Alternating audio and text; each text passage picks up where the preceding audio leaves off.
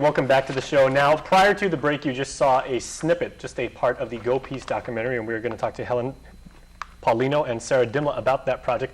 Thanks so much for joining us. Hi. Thank you. Thank All you right, for having Helen, us. very nice to have you, and Sarah, of course. We were here in February talking about this, so obviously the project has progressed and everything, and Definitely. basically what has been learned about the project, because like so many documentary films, you go in with maybe a specific goal to achieve and everything like that, and then you wind up learning so many things tangentially.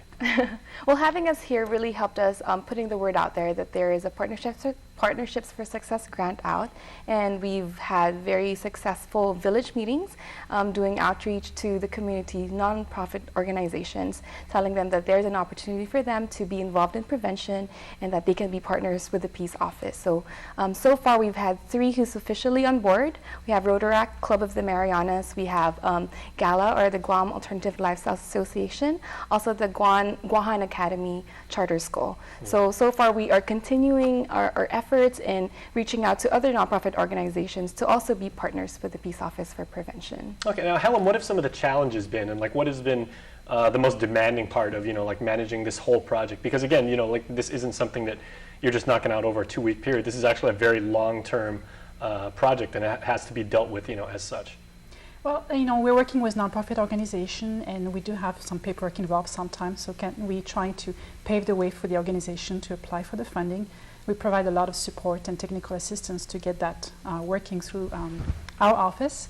And then we also want them to realize that they are already doing a lot of prevention in the community already. They know their community is best. They are out there in the village. They are out there with their sports organizations, their cultural groups, their faith-based organizations. We just want to give them additional tools and skills to do more prevention and address alcohol and tobacco.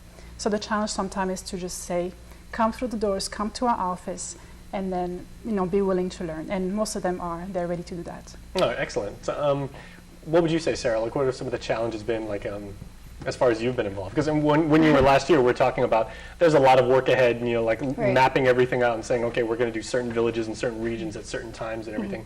And maybe how easy has the transition been to meeting that plan? Maybe, I guess it will also be considered as a challenge. We work with nonprofit organizations, just like what Helen said, and they come in small and large, sizes. So there are some that are already ready to do the work, especially with an office that's a government agency. But there are also others that need some help or some more guidance in getting incorporated or getting, getting their members together, learning, going through the different trainings that we offer. So it's just a matter of really.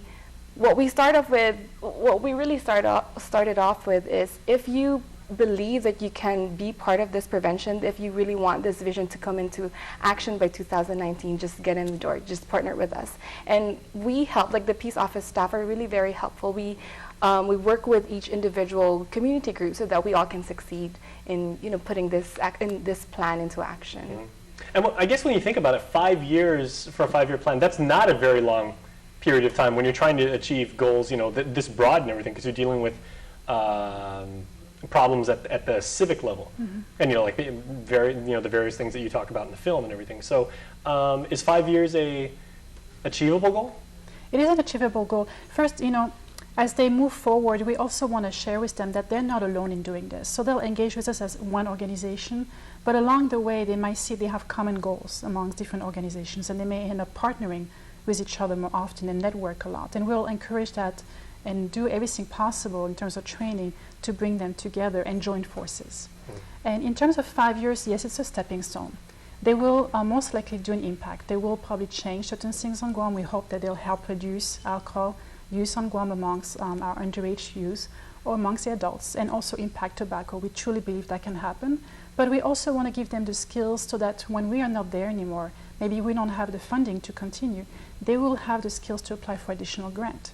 They will have the skills and knowledge to pursue their effort and be the voice for the vision of 2030 for Guam. Well, also, how flexible does your original vision and the plan that you wonderful ladies and and your colleagues have laid out? Because obviously in 5 years, technology is going to change. Public perception is going to change. We'll have a different set of issues that we're dealing with at that point, and hopefully we'll be closer to resolving some of the ones. So, will you be shifting, your focus to accommodate those kind of environmental changes? Well, the vision is very general. The vision is really, by 2019, we want our island people to be committed and empowered to making healthy lifestyle choices for themselves. So really the change in how you define healthy might be the things that we adjust ourselves in, but the overall goal of having healthy people is pretty much what we all look forward to doing by the year of 2019. So as far as flexibility, maybe if it's the how we implement our plan or how we reach out to our people, maybe that's something that we can adjust to.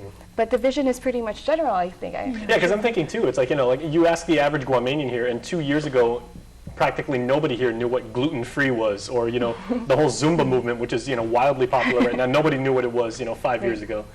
And now those things are very thriving. If I can add to that, what can change and can be flexible is the issues that we're addressing. Right now, our data says we have to address alcohol, tobacco, related consequences, and suicide, for example, because those are the top 2 issues we have, and we have to make a change.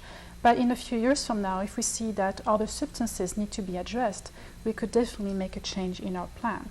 What will remain the same, most likely, is the pillars that have been identified by the community to get to that point.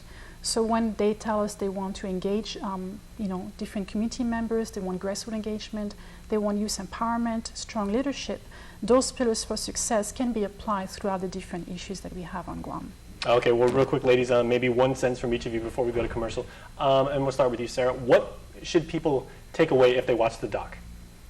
That they can definitely be part of the prevention initiative on our island. We all can take a role in having the vision become a reality by 2019. If we want to have a healthy people by 2019, then we invite everyone to take a more active role in doing and making that happen. Okay, how about you, Helen? One sentence about what people should take away from the film. And as Sarah said, it's everyone. So if you are a sports organization, if you have a faith-based organization, cultural groups, if you cater to maybe more of the private sector but still are incorporated as a nonprofit, we invite you to call our office. Our number is 477-9079. Someone will be there to answer your questions and see how you can apply for our funding and work with us. All right, thank you very much, ladies. Thank you. Thank you.